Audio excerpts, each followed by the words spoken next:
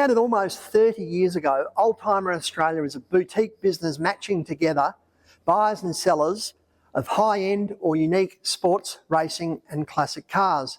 Our sweet spot are European and English sporting cars, 50s through 90s.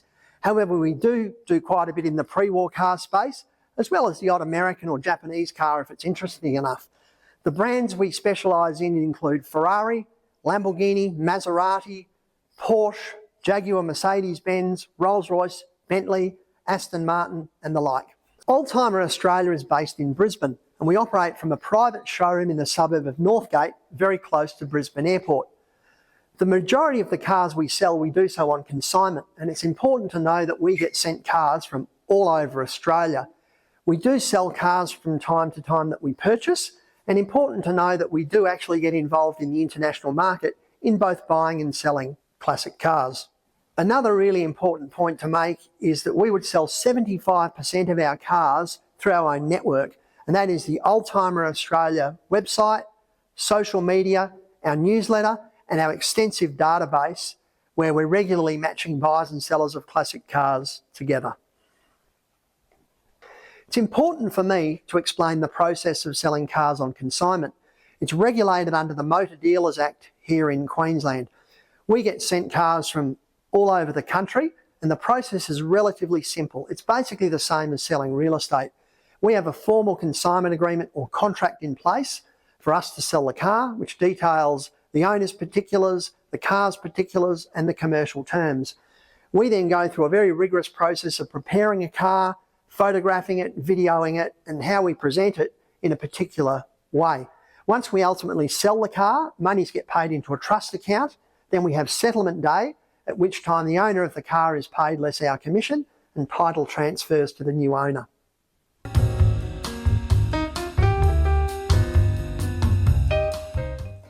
So what's my classic car story? If you talk to my mother, she'll tell you that when I was 3 years old, all I wanted to do was play with the little cars. And I guess it's fair to say that's where it all started. I bought my first car magazine, which was the March 1977 issue of Modern Motor, with pocket money I'd saved up.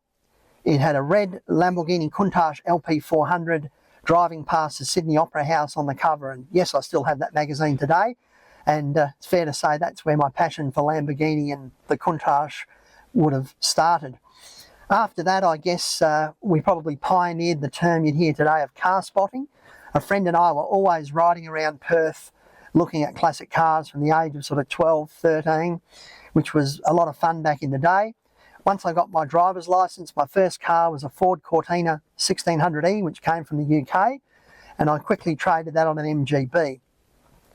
From there, the passion grew and yeah, I guess I've never looked back. I've always loved the memorabilia and everything that goes along with classic cars. My main interest, I guess, is Italian sporting cars of the 60s and 70s, but in recent years I've developed a passion for pre-war cars and recently bought a 1903 Peugeot, which we will do the London to Brighton rally in either later this year or probably next year.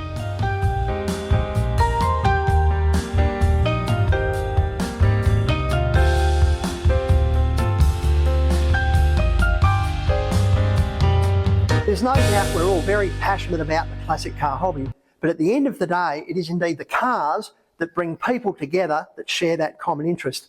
I've been really fortunate to make lifelong friends all over the world through the classic car hobby as an owner, an enthusiast, and more recently through Oldtimer Australia. I'm also very passionate about putting back into our hobby. I was the president of the Lamborghini Club of Australia from 2006 to 2012. I was also heavily involved in Motor Classica from 2012 through to 2022, where I was part of the advisory board and in the latter years the chief curator. Motors and Masterpieces is a new event on the classic car calendar, which will run for the first time in November 2024. That event will effectively replace Motor Classica, and I'm also proud to be part of that event and will be part of the curatorial board and the chief curator. I'm often asked what has been my greatest experience with classic cars. Difficult question to answer, but I think the highlight for me, we found a 1969 Lamborghini Miura P400S in America. This was a UK delivered factory right-hand drive that had spent most of its time in the States. The car was in poor condition when we found it. We gave it to Gary Boboleff to restore, did an amazing job. The car was then taken to Italy, where we attended the Lamborghini 50th anniversary Giro in 2013, drove the car across Europe back to the UK. It then went back to America, where it won a whole host of awards. It won Best of Show at Concorso Italiano in 2013, as well as a host of Lamborghini Club America and other Concours awards. As I mentioned earlier, the first car magazine I ever bought was the March 1977 issue of Modern Motor. That magazine featured a Lamborghini Countach LP400 on the cover. Fast track to 2005, and I was very fortunate to purchase essentially an identical car. I owned that car for 10 years, and it was probably the best car that I've ever owned. As sad as it was that I sold it, I guess I was very fortunate to have acquired this car, which is a 1979 Lamborghini Countach LP400S in 2019. This car is a very early LP400S, identified as a Series 1 or low body car, which features the Campagnolo Bravo style wheels, running the Pirelli P7 tyre. To make all that fit, it's got the extended wheel arches. These cars are incredibly rare, and Lamborghini only built 50 of the Series 1S. Of those 50 cars, there was one built in factory right-hand drive, which is this very car. It was delivered new to Perth, Western Australia, and I was very fortunate as a kid to go for a ride in this very car on the 20th of January 1980. I now own the car, which is a pretty cool story. The car is an absolute unicorn and the only factory right-hand drive Countach S Series 1 in the world. More so than ever before, Oldtimer Australia is quietly matching up buyers and sellers of classic cars, particularly at the higher end of the market. We are absolutely delighted to have recently found a home quietly for this late 1963 Ferrari 250 GT Lusso. This is arguably one of the most beautiful Ferraris ever built. The Lusso was first shown to the world at the 1962 Paris Motor Show, where it received critical acclaim. The car went into production shortly thereafter, and 350 examples were built when production ceased in August 1964. This particular car was sold new into Italy and found its way to the United States of America fairly early in its life. It was owned by, or understood to have been owned by, movie producer Steve Mitchell, who acquired the car at the age of 17. Mitchell got a payout from an accident to be able to afford the Ferrari. He owned it for a few years before trading it in on a Ferrari 250 GTO. Those were the days. The car ended up with Perth-based entrepreneur and classic car enthusiast Peter Briggs. Briggs owned the car for many years. He used it and was one of his favourite cars. It spent time on display at both the York and Fremantle Motor Museums.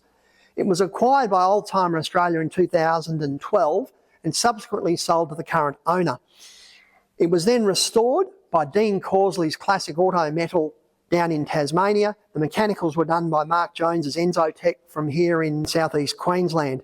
The car has been restored to the highest possible standard, and it won Best of Show at Motor Classica in 2015, and it was also awarded the best restoration at the show. I think you'll agree the car is an absolute work of art. Jaguar enjoyed great success in the mid-1950s with their sports racing cars, most notably the C-Type and the D-Type. In the mid-1960s, they wanted to replicate that success, and the XJ13 was developed. The prototype was complete in 1966. However, not all of the Jaguar senior management were on board with the project, and as a result, the development was a little bit slow. Ultimately, the project was scrapped because the car was not going to be deemed competitive with the Ford GT40. In the early 1970s, the car was used for some promotional work and it was badly damaged in an accident. The wreck was stored at Jaguar for many years before ultimately being restored. There was only one car ever built, and as a result, over the years, there's been a number of replicas and recreations built. The car we have here was built in the mid-1990s by Tempero down in New Zealand. It's understood that they built 6 or 7 of these cars, and they are absolutely spectacular. It features an all aluminium body, and the attention to detail is absolutely stunning. Of these cars, this one is quite unique. because it features a TWR Group C engine of 7 litres capacity. The rear transaxle is also TWR Group C.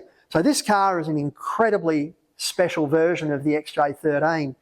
The car was acquired new by a collector in Sydney in the mid-90s, but sparingly used. In fact, it sat around in storage for many years.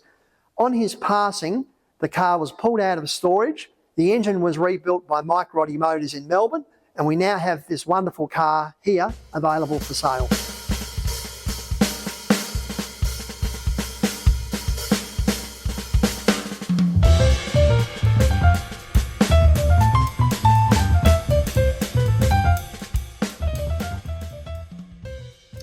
The Type W121 Mercedes-Benz 190 SL was first shown at the International Motor Show in New York in February 1954. Some 12 months later, in March 55, the car was shown at the Geneva Motor Show. This was the final production version of the car. The 190 SL was a resounding success for Mercedes-Benz, with almost 26,000 examples built until production ceased in 1963. This particular car is a 1957 190 SL. It was obviously built in Germany, sold new in America. It found its way back to Germany and was restored by SL Classics in 2015. They are one of the highest regarded restorers of 190 SLs in the world, and the end result of this car is quite spectacular. It's finished in its original colour of Mercedes-Benz white, colour code DB50, and has been restored to the highest possible standard. The devil is in the detail with these restorations, and just check out the fitted luggage that comes with this car.